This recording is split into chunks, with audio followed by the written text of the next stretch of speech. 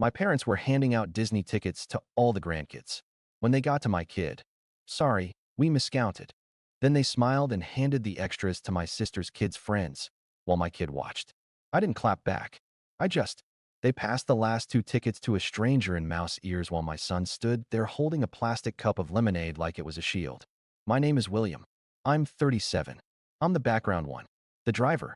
The guy who shows up. Literally. I'm a long-haul trucker with a thermos that smells like diesel and cinnamon, 3 high-vis jackets that never stay clean, and a dashboard St. Christopher that's chipped on the left foot. I know every way station between Amarillo and Joliet. I can sleep in a cab on a windy night, and I can back a 48-footer into a spot with 6 inches to spare. I don't make scenes. I make deliveries. Family role. The fixer. The sure, I'll cover it guy. The one who gets the group chat texts at 2 a.m. because you're always up anyway, right? The one who can be counted on. The invisible version of dependable. It was my dad's birthday cookout. Backyard, folding tables, the big cooler that still has a faded Lakers sticker from 1999. We were told to bring sides. I came with deviled eggs and a cooler tray wedged between my son's soccer ball and a pack of wet wipes. My sister, Avery, arrived late with balloons and a ring light because, of course, she documents everything. Mom clapped her hands. Okay, grandkids to the patio. Grandpa has a surprise. They lined them up like a tiny marching band.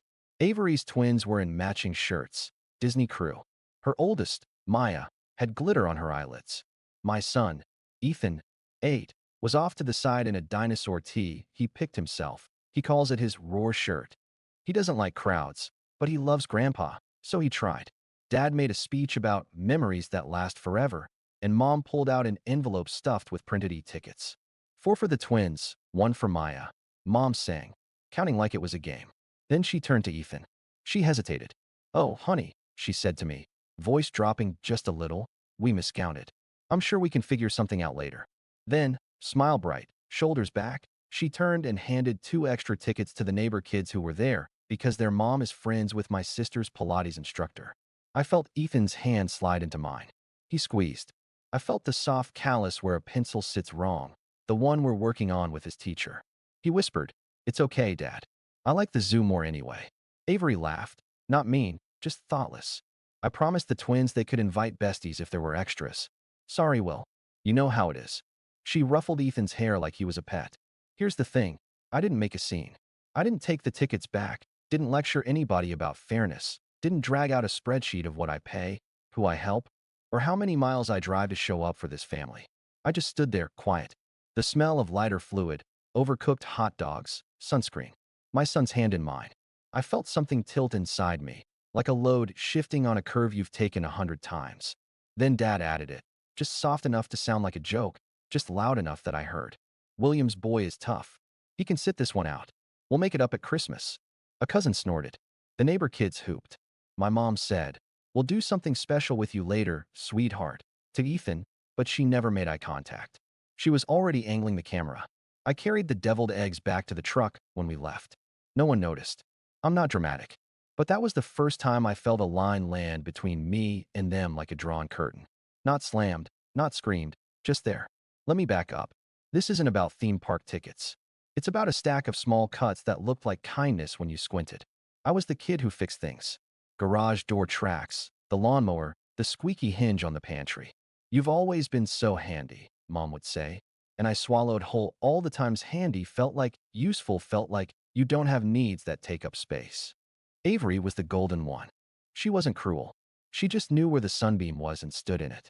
Cheer captain, then marketing pro, then mom of 3 with a feed full of smiling lunches and bento boxes. My parents glowed when she entered a room. When I showed up sweaty from a haul, they asked if I could take a quick look at the sink. Receipts, you want them? Okay. When my rig broke down in Davenport in February, I slept in the cab because hotels were a waste, according to Dad. I didn't argue. The next month, they asked me to spot Avery $5,000 for a bridge between freelance gigs. I wired it that day. When Ethan was born, I called my mom from the hospital parking lot where I'd run out to cry a little because the nurse said he had a sensory profile we'd need to learn. He'll be fine, Mom said. Don't turn him into a project. Avery posted a miracle with a picture of my newborn where you could see the hospital bracelet with his last name misspelled. I asked her to take it down. She forgot. 3 summers ago, Dad had a mild stroke. He recovered, but the house, my grandparents' place, needed work. The roof curled like potato chips. The HVAC coughed dust. Mom said, "We can't lose the house, William. It's our legacy." She looked at me like I was the bank and the contractor and the therapist in one package. Avery's kids need a place to remember. Here's the number, about $330,000. That's the mortgage I took on to keep the house and the family. My credit, my monthly. I did the math on a paper placemat at a truck stop while Ethan drew dinosaurs on the back. I told myself it wasn't a burden. It was a way to fix something important. We did it temporarily, they said, just until we sort title and the trust. Dad liked that word. Trust. We went to a notary, signed a thing that said we'd add me as co-owner upon final deed update. I took pictures of everything. I always do. Clause 4.7. I noticed it because it sounded specific. Equitable interest recognized concurrent with payment schedule. I Googled it in a parking lot. It sounded like adult protection. I exhaled. For 5 years, I paid. Sometimes a little late, never more than 10 days. I routed it through a separate account so I could track every transaction. I replaced the roof, then the HVAC, then paid for a tree removal after a storm. I fixed the banister Dad swears he'll get to when the season slows down. I handled property taxes when a bill got lost in the mail. I kept screenshots. I kept emails. I kept words like, "We'll square it soon," and "We owe you big," and "Just get it done. You're the only one who can." The Disney thing? It wasn't the first slap. It was just the one my son could see. 2 weeks later, I stopped by the county office on a Thursday. We haul paper out of a mill nearby, and I had an hour to kill before a pickup.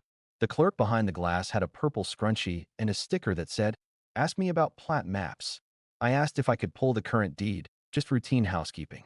She typed. She frowned. She printed. "Owner of record," she said, passing the paper.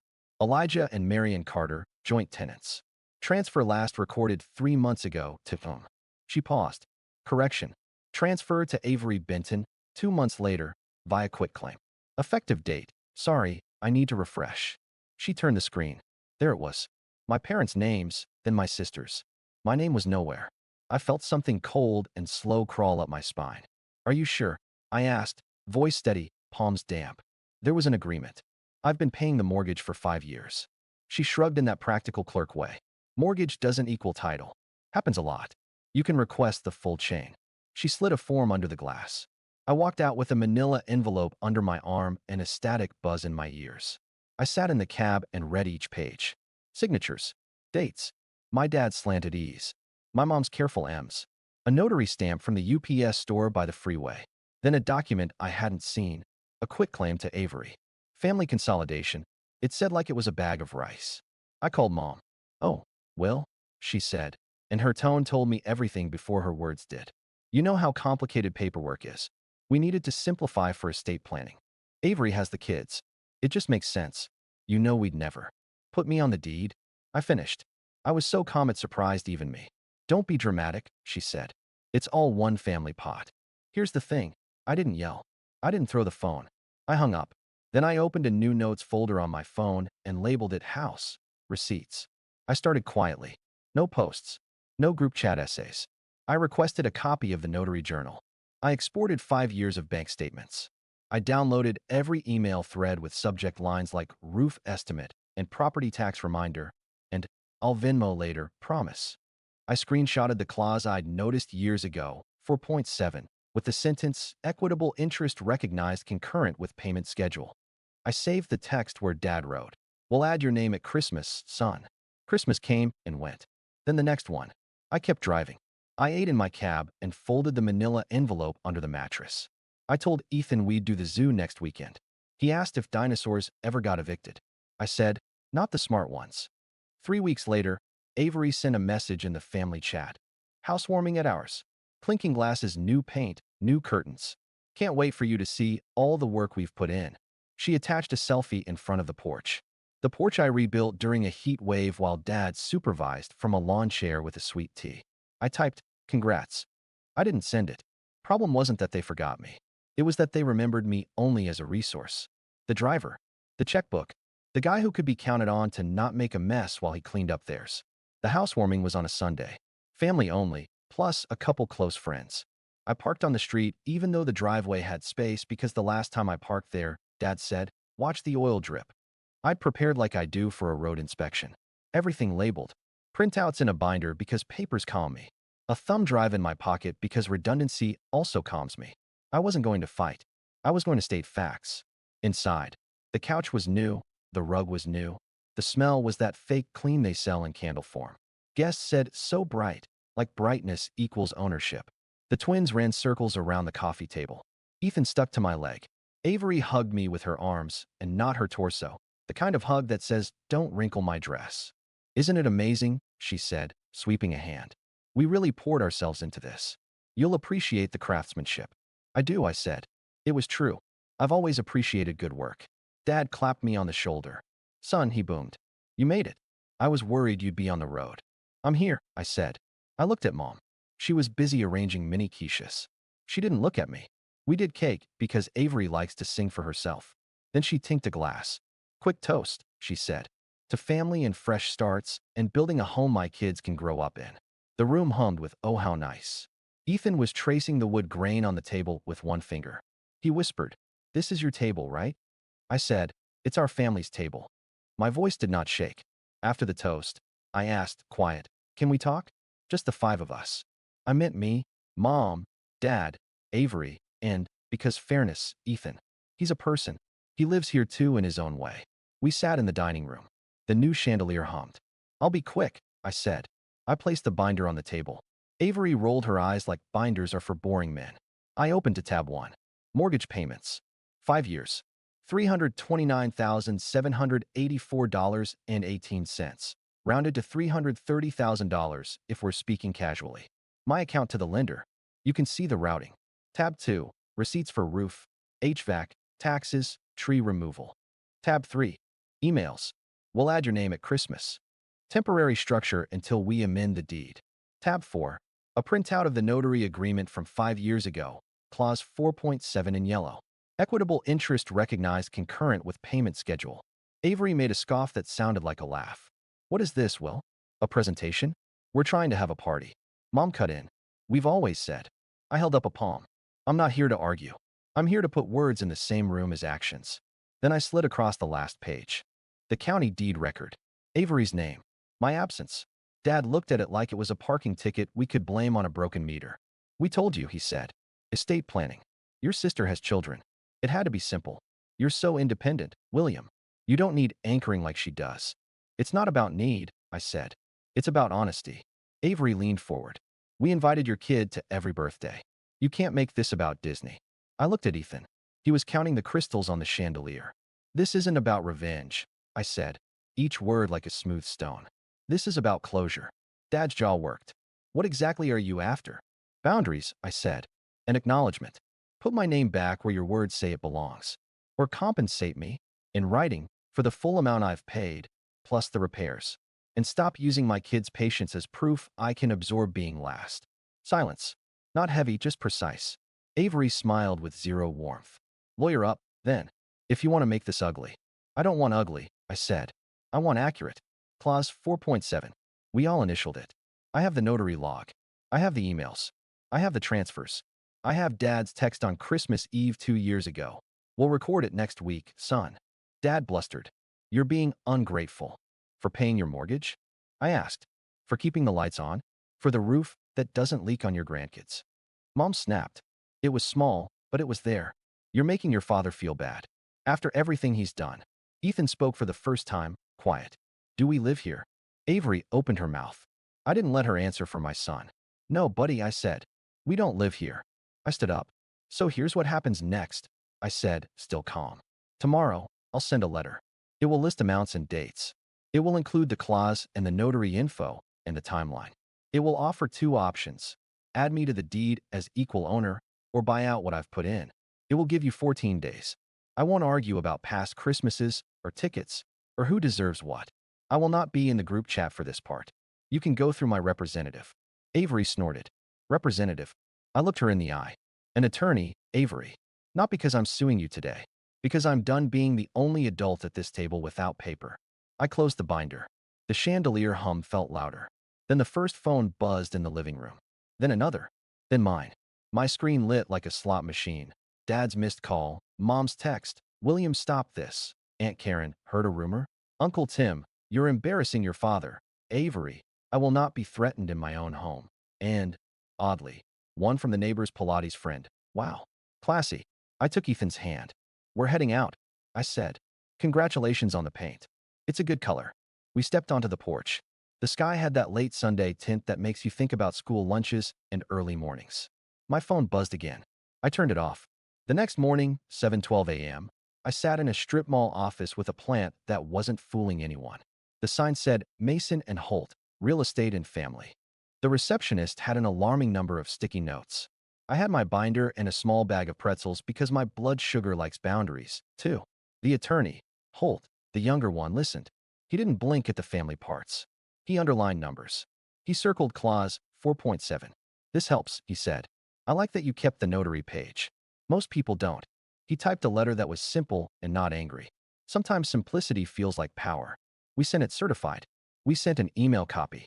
The subject line, equitable interest, demand for cure. Clean. No adjectives. By noon, the group chat was a bonfire.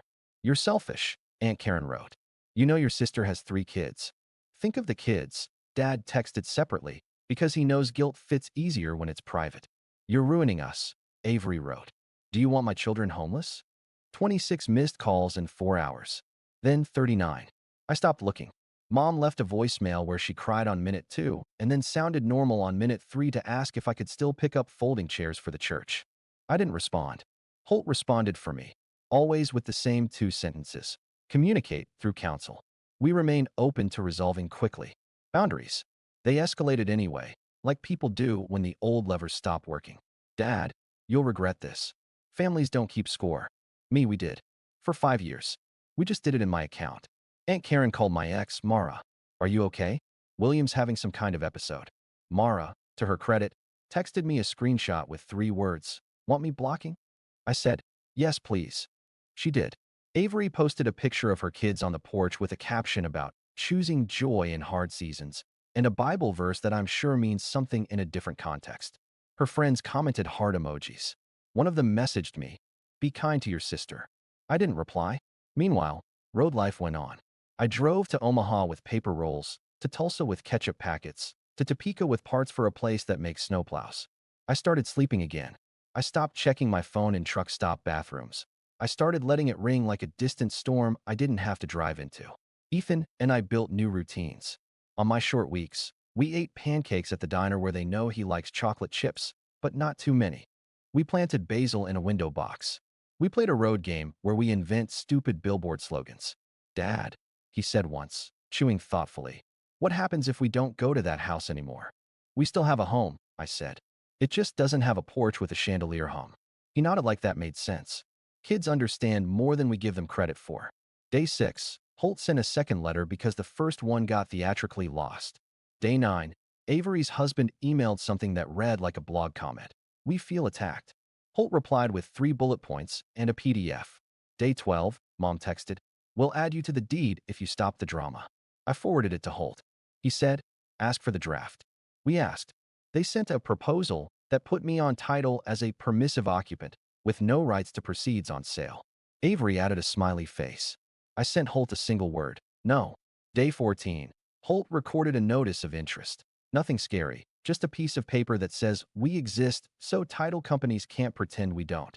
He sent another letter, this one firmer. Absent good faith plan, we will proceed. We didn't threaten. We stated. The calls changed flavor. Okay, Dad said in a voicemail. We can talk. But we're not doing 50-50. Avery has more mouths to feed. Ethan is a mouth, I said to my silent cab. I feed him. We can do a payment plan, Mom said. You don't need it all at once. I needed it when the roof was a sieve, I said to the basil plant. It was getting taller. 20 to 50 calls a day. Then cousins I hadn't seen since 2013 chimed in with paragraphs about loyalty. I muted everything. Holt set a rule.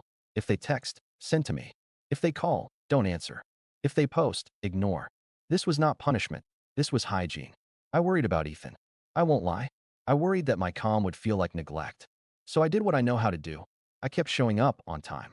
I told him the truth in kid-sized pieces. Grandma and Grandpa made a mistake, I said. We're asking them to fix it. He asked, are we mad? We're careful, I said. We're allowed to be careful. On day 18, Avery left a message. Fine.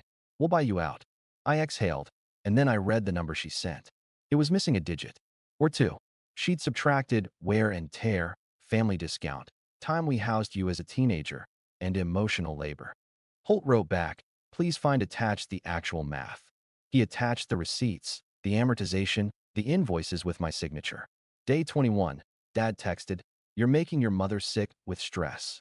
I stared at it a full minute.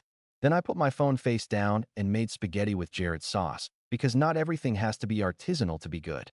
For weeks from the housewarming, a certified letter came to my P.O. box. White envelope. Avery's neat print. I brought it home, set it on the counter, and walked around it like it might explode. I opened it with a butter knife. A check. Not the right amount, but not insulting. A draft of a deed addendum, scribbled by someone who watched a law show once. And a sticky note from Mom. Let's be a family. I sat at the table and stared at the check until the basil plant looked like a small forest. I didn't cash it. I sent a photo to Holt. He said, progress. Now we aim for the right number, in writing, with real signatures. Meanwhile, Christmas planning started in the group chat because time is a wheel and tradition is a script. Elf Night. Secret Santa. Disney in February. Final head count. I typed nothing. I read to Ethan from a book about trucks. He asked if Basil can ride in a trailer. I said probably not unless it's going to a restaurant. I slept 8 hours that night. The first time in months. It didn't end in a courtroom. It ended at a title company next to a dry erase calendar with happy fiscal year in blue marker. 2 months after the housewarming, after back and forths that never got dramatic because we kept them on paper, we signed. Holt read each line out loud because details matter. The check was correct this time. Amounts matched the math. The addendum said what Clause 4.7 already promised years ago, equitable interest recognized. If they kept the house, I'd be on title. If they ever sold, I'd be paid proportionally. They chose the latter. Clean slate, Dad said, like he was doing me a favor. Avery didn't come. She sent her husband. He didn't meet my eyes when he slid the pen back. That was fine. I handed over the extra keys I'd kept on a ring since the summer I fixed their porch. They were worn smooth at the edges. I set them on the table. The metal sound was tiny and final. Here's the last thing I'll say. This isn't a revenge story. I didn't post a victory lap. I didn't buy a banner that said, told you so. I drove to a truck stop, ate a BLT at the counter, and texted my son a picture of a toy dinosaur next to my coffee. He sent me back a photo of the basil plant. It had 3 new leaves. A year later, my life is smaller in the best way. Fewer calls. Fewer emergencies that pretend to be urgent. More pancakes. I say no more than I used to and yes to the right things. I still drive nights. I still know the way station hours by heart. I still keep binders. Christmas came and went without a Disney conversation. We spent that Saturday at the Science Museum because Ethan likes the planetarium and, his words, stars don't need lines. We held hands in the dark while a fake sky spun. I realized I wasn't holding on for balance anymore. I was just holding on. Mom texted on New Year's. Brunch? Start fresh. I stared at the screen until the bubbles stopped. I set the phone down. I made French toast. I did not reply. Boundaries aren't punishment. They're a map. My name is William. I'm a truck driver. I am not the family wallet. I am not the backup plan. I am a father. I paid the mortgage. I kept the receipts. I asked for closure and got it. I don't need an invitation to a place that required me to vanish to fit. Somewhere in a drawer at the title company, there's a file with my name on it where it belongs. On my counter, there's a tiny pot of basil, and on my fridge, a drawing by my son that says Dad's truck and shows a rectangle with a smile. I'm not dramatic. I'm done being invisible. And if you're holding a ticket that was supposed to be mine, keep it. I've got better plans.